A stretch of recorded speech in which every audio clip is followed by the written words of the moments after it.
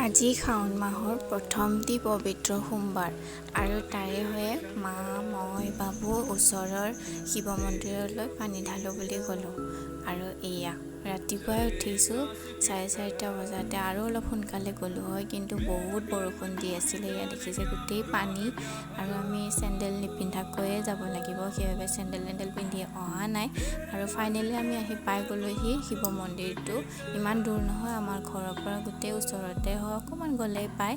তাৰপিছতে মা মই বাবু আমি সকলোৱে মিলি নদীত গা ধুই আহিলোঁ। আৰু এতিয়া মায়ে পানী আনিব লাগিব নদীটোৰ পৰাই।